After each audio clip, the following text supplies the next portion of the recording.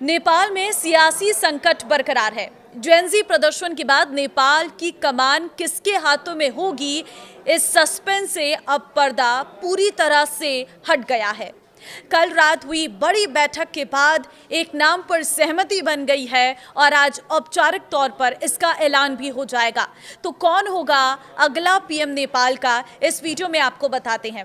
नमस्कार, मैं हूं आपके साथ ममता तिवारी और आप देख रहे हैं न्यूज़ 18 का डिजिटल प्लेटफॉर्म। जेनजी के विरोध प्रदर्शन के बाद ओली की सरकार गिर गई। केपी शर्मा ओली के इस्तीफे के बाद अंतरिम पीएम की तलाश जारी थी। अंतरिम नेता चुनने को लेकर संवैधानिक संकट का सामना ढूंढा जा रहा है। इस बीच नेपाल में एक और यू टर्न देखने को मिला है। नेपाल की पूर्व चीफ जस्टिस सुशीला कार्की एक बार फिर नेपाली अंतरिम पीएम की रेस में आगे हो गई हैं। नेपाल में आधी रात को हुई एक बैठक में बाजी पलट गई। सुशीला कार्की नेपाली पीएम की रेस में एक बार फिर सबसे आगे हो गई हैं। जी हां, नेपाल में अंतरिम सरकार के गठन को लेकर कवायद जारी है। सूत्रों का कहना है कि इसको लेकर गुरुवार देर रात एक सीक्रेट बैठक हुई है। यह बैठक राष्ट्रपति भवन में हुई है, जिसे शीतल निवास के नाम से जाना जाता है। इस अहम बैठक में नेपाली आर्मी चीफ अशोक राज सिंहदेल और सुशीला कार्की मौजूद थी। उनके अलावा स्पीकर राष्ट्रीय सभा के अध्यक्ष नारायण दहल और सुप्रीम कोर्ट के चीफ जस्टिस प्रकाश सिंह राउत भी थे। इस मीटिंग में कई मसलों पर अलग अलग संविधान विशेषज्ञों से बात हुई है। बताया गया है कि इस बैठक में यह सहमति बनी है कि सुशीला कार्की को ही नेपाल की कमान दी जाए। दरअसल गुरुवार को दिन में खबर आई थी कि सुशीला कार्की ने पीएम की रेस से अपना नाम वापस ले लिया है। इसके बाद जेनजी ने कुलमन घिसिंग का नाम आगे बढ़ाया था, मगर कुलमन घिसिंग के नाम पर भी सहमति नहीं बन पाई। बताया जा रहा है कि आर्मी चीफ ने सुशीला कार्की को करीब 15 घंटे तक मनाया। फिलहाल नेपाल में अब भी उथल पुथल जारी है। आज का दिन नेपाल की सियासत में अहम है। आज आधिकारिक तौर पर ऐलान हो सकता है कि नेपाल का अंतरिम प्रधानमंत्री कौन होगा। यहाँ एक और बात सामने आई है कि नेपाल में अगले 6 महीने में चुनाव कराने की जिम्मेवारी अंतरिम सरकार पर ही होगी। मीडिया रिपोर्ट्स के मुताबिक पूर्व मुख्य न्यायाधीश सुशीला कार्की का भारत से गहरा नाता है। भ्रष्टाचार के खिलाफ कड़ा रुख अपनाने वाली सुशीला कार्की नेपाल के सुप्रीम कोर्ट की इकलौती महिला चीफ जस्टिस थी। उन्होंने काशी विश्व हिंदू विश्वविद्यालय बीएचयू से राजनीति शास्त्र में एमए किया था।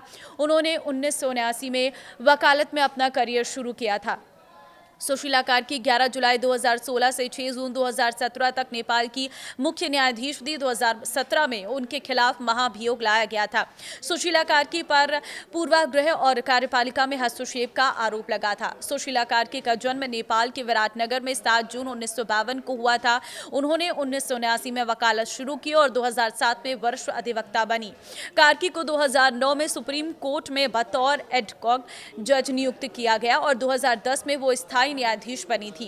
हालांकि 2016 में उन्हें सुप्रीम कोर्ट की पहली महिला न्यायाधीश बनने का सौभाग्य प्राप्त हुआ था। अपने कार्यकाल के दौरान उन्होंने चुनावी विवादों, भ्रष्टाचार सहित कई अहम मामलों की सुनवाई की। आपको बता दें कि साल 2017 में प्रमुख राजनीतिक दलों ने सुशीला कार्की पर पूर्वाग्रह और कार्यपालिका में हस्तक्षेप का आरोप लगाया था और फिर उन पर महाभियोग प्रस्ताव भी पेश किया गया था। लेकिन देश में उन्हें मिले भारी जन समर्थन और सुप्रीम कोर्ट के आदेश के कारण राजनीतिक दलों के इस प्रस्ताव को वापस ले लिया गया था और इसी बात से उनकी जनमानस में गहरी पैठ की बात पता चलती है। इसके साथ ही उनमें क्या खास है, ऐसा देखा जाए तो अपने रिटायरमेंट के बाद सुशीला कार्की ने 2 किताबें लिखी, जिसमें से पहली उनकी आत्मकथा न्याय है, जिसमें उन्होंने अपने जीवन, न्यायिक संघर्षों और राजनीतिक दबाव की कहानी लिखी है। उनकी लिखी दूसरी किताब कारा नामक एक उपन्यास है, जो उनकी विरासत के समय से प्रतीत है। और आपको बता दें कि उनकी विरासत के समय से प्रेरित ये किताब और महिलाओं के सामाजिक संघर्षों को उजागर करती है। पीएम पद को लेकर कई दावेदारों के नाम सामने आए हैं।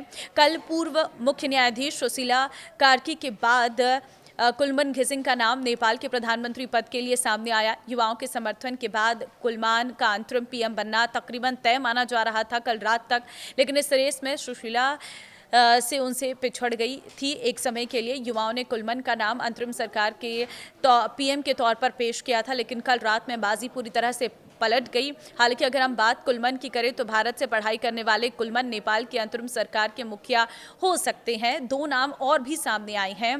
देखिए, कार्की के पूर्ववर्ती और पूर्व न्यायाधीश कल्याण श्रेष्ठ का भी नाम चर्चा में आया। हालांकि दोनों की उम्र 70 वर्ष से अधिक है, जिस पर आलोचकों का कहना है कि युवाओं द्वारा चलाए जा रहे आंदोलन में बुजुर्ग नेतृत्व उनकी आत्मा के खिलाफ होगा। वहीं 35 वर्षीय काठमांडू मेयर और पूर्व रैपर बालेन शाह भी प्रमुख दावेदारों में माने जा रहे थे, लेकिन शाह ने ओली को भ्रष्ट कहकर खुला विरोध किया है और जेनजी आंदोलन का समर्थन किया। हालांकि उन्होंने साफ कह दिया है कि वो आंदोलन का नेतृत्व नहीं करेंगे और युवाओं से खुद सरकार संभालने की अपील उनके द्वारा की गई है। फिलहाल नेपाल में तख्ता पलट के बाद अब सत्ता की कमान सेना के हाथों में है। सोशल मीडिया प्रतिबंध और भ्रष्टाचार समेत कई मुद्दों को लेकर पिछले 3 दिनों से नेपाल जल रहा था और प्रदर्शन लगातार उग्र होता चला गया। आंदोलनकारियों ने नेताओं के घरों को आग के हवाले कर दिया। केपी शर्मा ओली को प्रधानमंत्री पद से इस्तीफा देना पड़ा, जिसके बाद सेना ने देश की सुरक्षा का जिम्मा संभाला और आंदोलनकारियों से शांति बनाए रखने की अपील है। फिलहाल नेपाल में स्थिति ठीक हो रही है,